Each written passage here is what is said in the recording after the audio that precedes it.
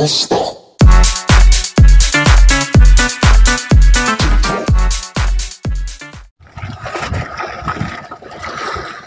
Yun, good morning mga kaigops. Ano naman? Ayan, nagbabanton tayo ng palandre, kitang.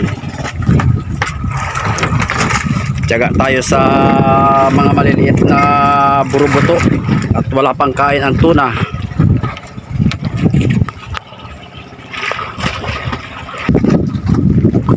Yun, namumuti na. Ay.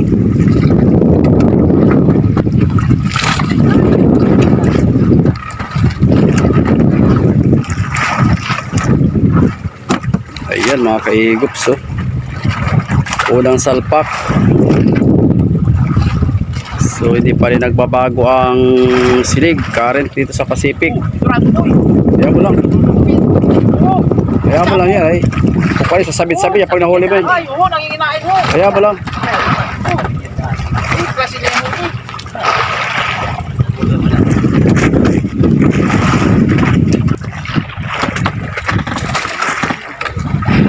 Yun, dumapis tayo sa buya. Ayun, mabuti na, hindi sumabit. Ay, tinira na yata.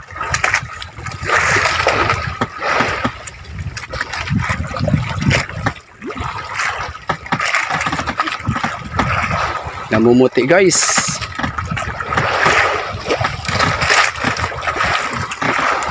Patulan na yung maliliit para makaipon-ipon tayo ng isda.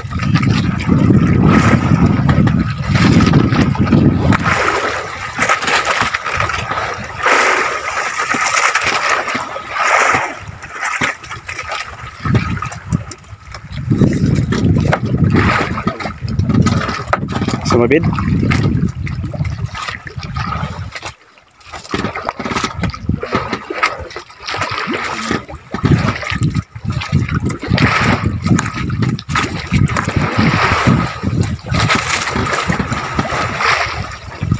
Para malayo pa yan.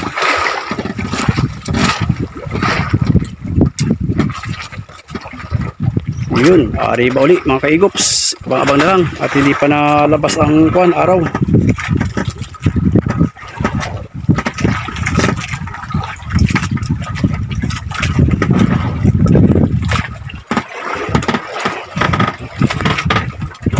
Yun, pangalawang salpok.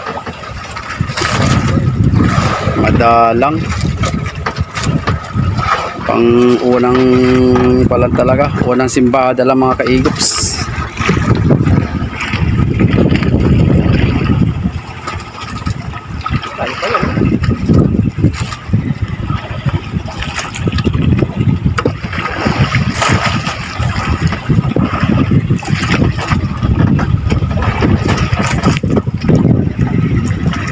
Pangalawang salpok yan mga kaigops. Pangalawang umaga. Nadalang na.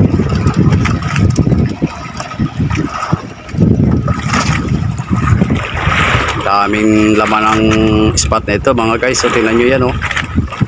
Kumukulo ang dagat. Mahinang isang budiga yan pag nasya-pull naman ang motherboard natin. Galunggong karamihan.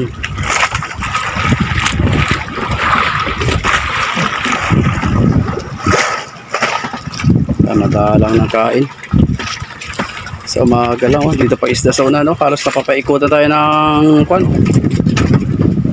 ng kawa ng isda. Ayun, ihuli rin kami isang dorado kanina. Tapos yan yung mga pusit namin, no? Hindi mala nakadali ng tuna, gawa ng nakabaha ang silig. So yun mga kaigops, halos walang kain ng tuna ngayon sa Pacific. Sobrang lakas ng silig. Paabang na lang. So yun guys, bali dalawang umaga tayo sa spot ito. Binalikan din natin itong panito, itong buya na ito. So halos na sa 8 days na, ito 2 weeks na itong silig nito, itong current. Grabe talaga, walang hinto. Kaya yung kain ng tuna dito sa buya ay talagang humina. Ay yung mga karamihan na bangka ng malalaki ay bumalik sa may parting Quezon. Ito ang kalaban ng mga magtutuna pagka ganito napakalakas ng silid. Dahil malayo ang isda sa buya, sa spot. So mabuti na lang tayo may nakain-kain na maliliit. Kaya ito na muna ang ating kakawili ngayon. Dito muna tayo pupukus para magkakaroon tayo ng pang konsumo.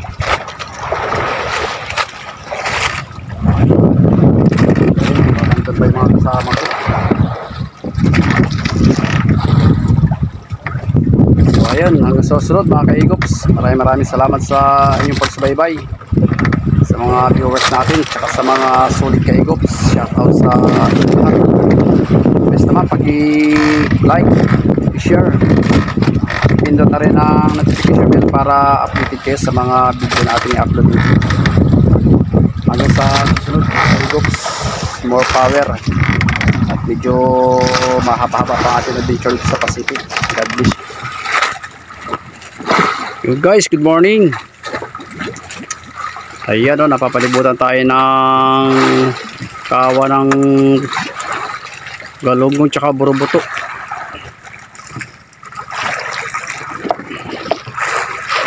Nandoon yung buya o yun, kaso lang ay grabe pa rin ang silig dito sa Pacific. Halos wala pa rin pinagbago, magsasampung araw na. So bali ito mamaya ay aarihan na ng mother namin pagka dumating sila mga hating gabi.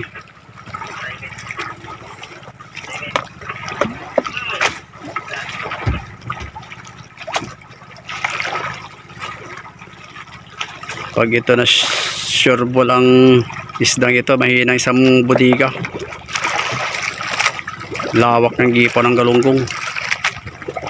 Halos ito na lang natirang buya dito sa area na ito. Halos yung mga kalapitan namin buya dito ay ubos lagot gawa nitong silig.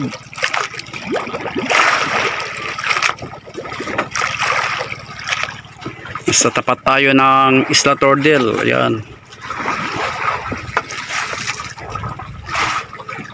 So ayun pa yung isda oh, paikot.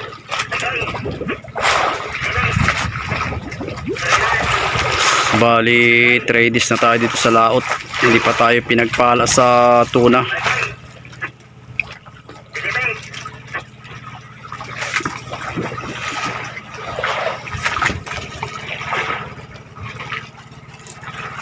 Bali mahina na rin yung habagat dito sa Pacific, nawala na yung low pressure. Kapal lang isda mga ka-Egops. So ayun oh, yan oh, yun yan, isda yan, puro isda yan, yung parang nag-aalon-alon dahil nandun yung spot oh, yun.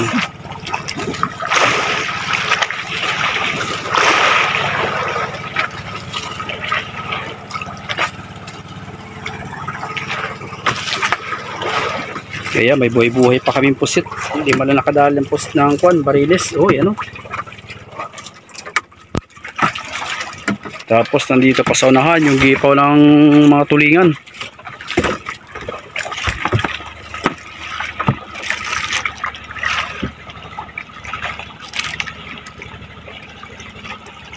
Ayan, puro kwan yan, puro kawa ng tulingan. Kapal ang ilalim yan.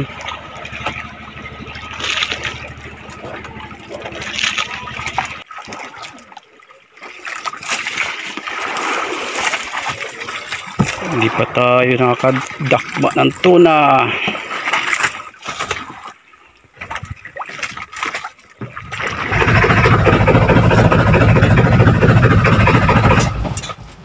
So yun guys, good morning. Bali 6 days na tayo dito sa laot. Ayan o, grabe ang silig. Halos hindi nagbabago. Ayan. So ayan, nandiyan si Boy Johan. Nag-aantabay pa ng sibad. Yung kung Pinag-abutan ng parang palipas ng kain ng tuna mga kaigops. Grabe ang sinig, kaya tumumal din ang kain. So siguro bukas ay inantabayan na lang namin yung motherboard namin at dito naman kami area mamaya. So nakadalawang umaga na kaming area. May isang tulinada naman siguro ang huli.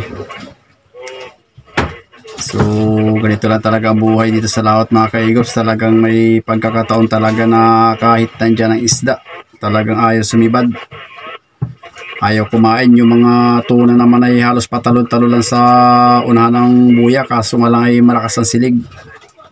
Tingnan nyo naman yung mga kaigops, oh.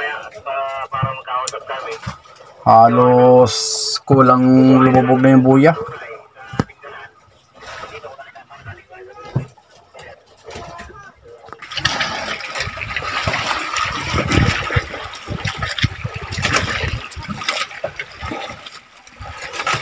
Bes, kaway-kaway naman para sa mga fans.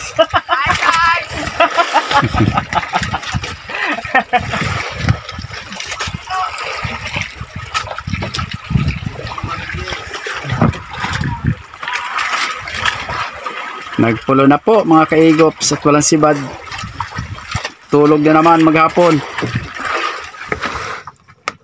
Alas 5 na naman mga kaigops. Wala pa tayo nababanto na tuna. Sobrang tumal ng kain. Ha? Gulyasa pa huli, no?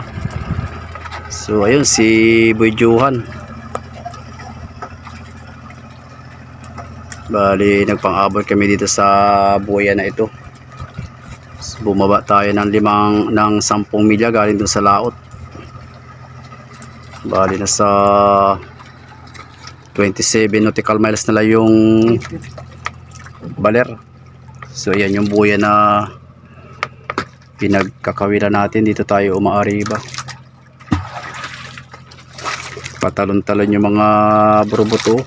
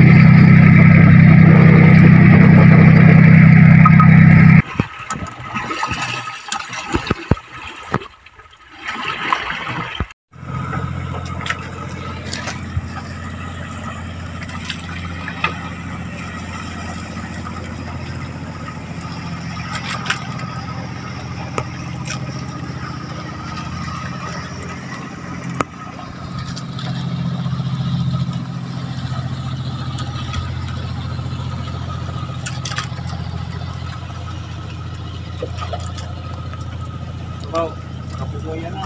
Saman. Hapon na, ayaw pa rin kumain ng mga pirit. Yun na, tinapon na.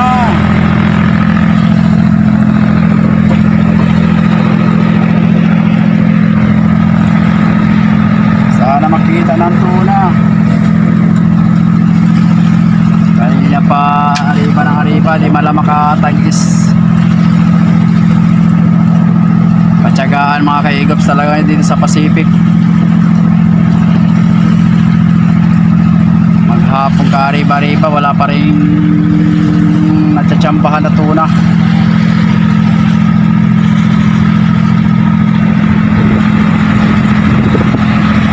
So ayan, buhay-buhay naman yung pahay natin.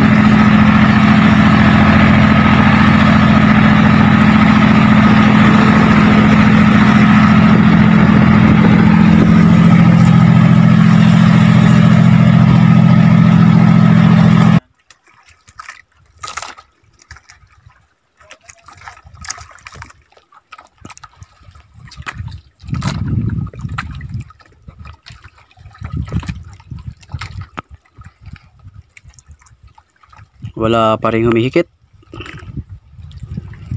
Dalawang bangka lang kami mga kaigops dito, umari-bariba sa buya. Wala pa rin nagpaparamdam.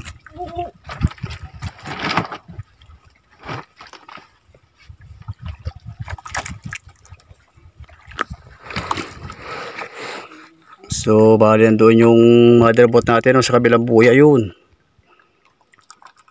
Yan natin, susum natin kung makikita.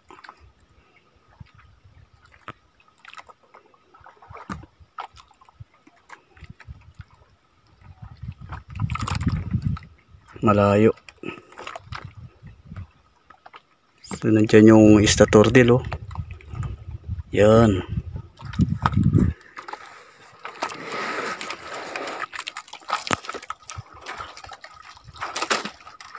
Alas 5 na, grabe pa rin ang init. Malanit pa sa balat.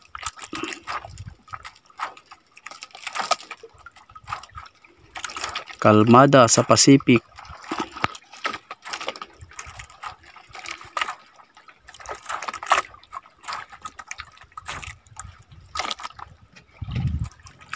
Ayaw talaga kumain ng mga isdang ito. Nagpupulo na si Kaigops. Nagsawa na ka Aryabira.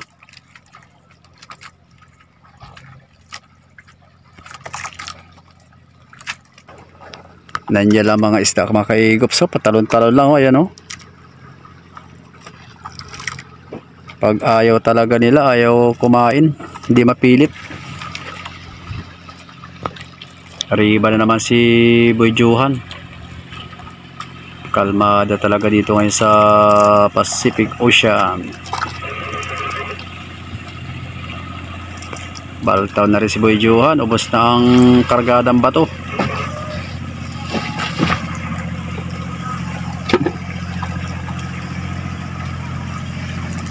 Mabuti yan sila mga guys. May huli ng 3 tuna tsaka dorado. Ayan. So halos palubog na naman yung araw oh. 5:30 na mga Kaigops.